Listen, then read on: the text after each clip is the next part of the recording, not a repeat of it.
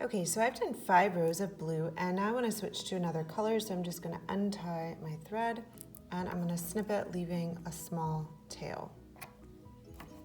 Still lots of good yarn left from that, so I'm going to set that over to the side and I'm going to get my next color that I want to use, which was green.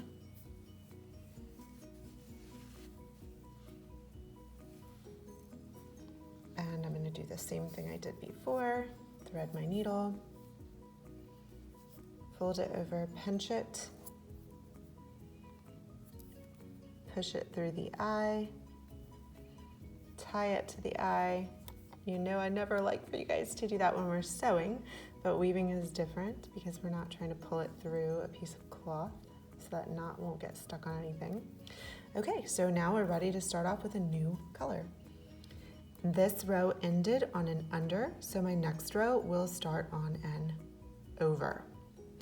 Over, under, over, under, over, under, over, under, over, under, over, under. And just like before, you pull, pull, pull, pull, pull. Make sure your thread doesn't get in a knot until you have a little tail. And then you're going to push it down. Okay, this one ended in an under, so when I'm coming back the other way, I'm going to start with an over. Over, under, over.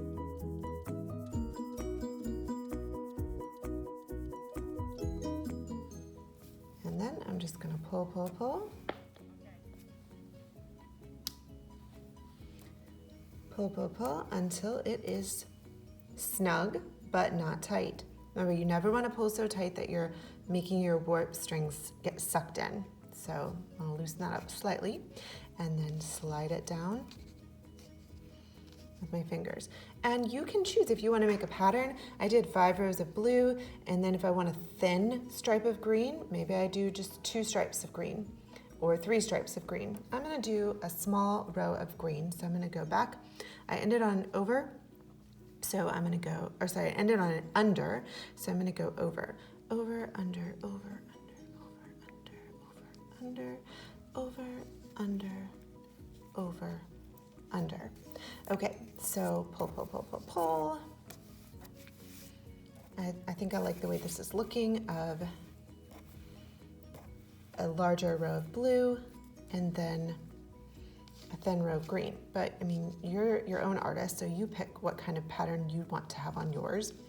And if I'm done with green and I want to go back to blue, here's what I'm going to do. I can also hide the part that I'm tying off by, this is making kind of like a little tunnel over here on the end. So I can actually take my needle and stick it through that tunnel to hide my string tail. And we'll go back and talk about hiding these tails over here later. But I have a little tunnel made now. I couldn't do that at first because I didn't have a tunnel on the side. And I'm going to just snip that really close. And look at that, no tail that's hanging off on the side. So now I can go back to blue if I want to continue that pattern of blue, green, but I could introduce a new color, however you'd like.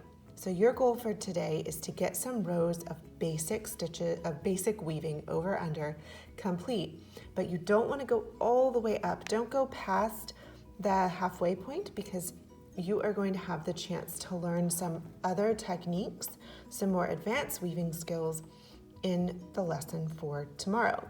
And I'm actually going to go ahead and post the rest of the lessons for the week so that if you're really into it and you want to work ahead and do more of it, you can.